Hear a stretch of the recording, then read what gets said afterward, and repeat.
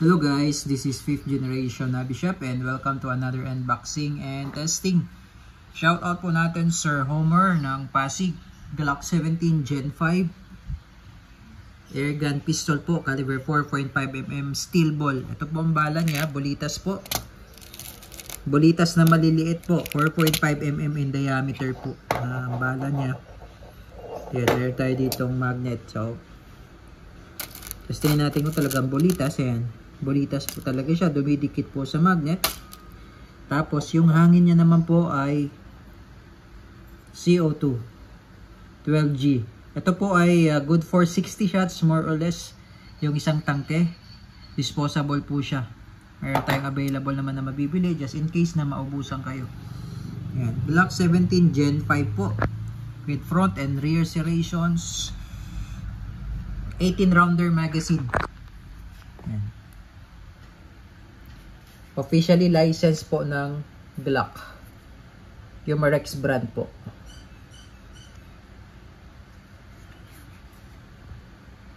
Ayan. Glock 17 Gen 5. Okay. Again, shout out po kay Sir Homer ng Pasig. Okay? So, ito yung kanyang magazine po na 18 rounder CO2 mag. Ito yung bolitas. So, ganito lang po yung paglo-load ng bala.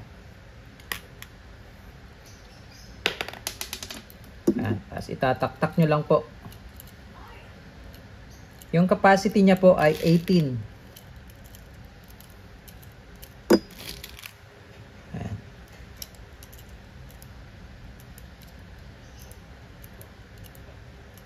Ayan.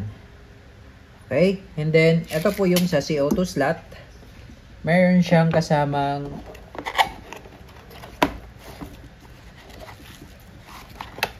ito yung mga kasama niya. Ito yung owner's manual. Ayan, airgun. Glock 17. Officially licensed product of Glock. Tapos, ito naman yung sa maintenance manual. German engineering. Made in Germany. At ito yung tool, Allen tool para dun sa CO2. Ayan. Bago po kayo maglagay ng CO2, patakan nyo lang po ito ng oil muna. Meron naman siyang free na silicone oil. Ito yung mag base. Ayan, meron din siyang markings ng Glock. Pasok yung CO2. Luluwagan muna natin para mag-fit yung CO2. Para pumasok. Ayan. Okay. And then, higpitan na po natin. Kailangan mabilis. Tamang higpit lang po. Okay, tamang higpit lang po. Then, balik. Okay. So, itong unit po, meron siyang safety sa ilalim. Yan. Sa ngayon po, naka-safe yan. Pag puti makikita mo, naka-safe. Pagka pula naman, fire. So, malalim po ang trigger niya. Hanggang dulo po, no? Malalim po yan. Yan. Hanggang dulo po ang trigger niya. Okay? So, pagka ganyan, hindi pa yan. Kailangan isagad nyo po sa dulo yung trigger. Tapos, all steel na po yung internals niya. Makikita nyo po, bakal na po yan. Wala siyang loading nozzle na katulad sa airsoft na plastic. So, ito, bakal na siya.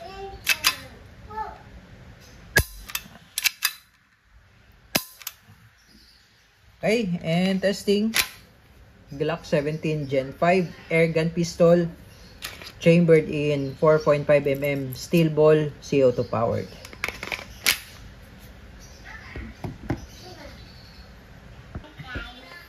And firing Glock 17 Gen 5 CO2 powered chambered in 4.5mm steel ball or bolitas. Okay, and firing.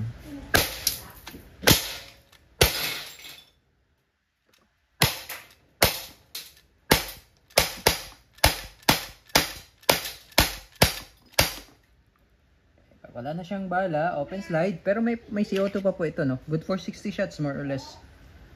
Ayan.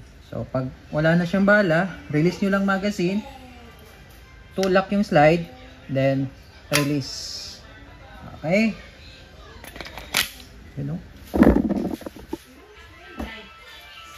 Durog. Glock 17 Gen 5 airgun.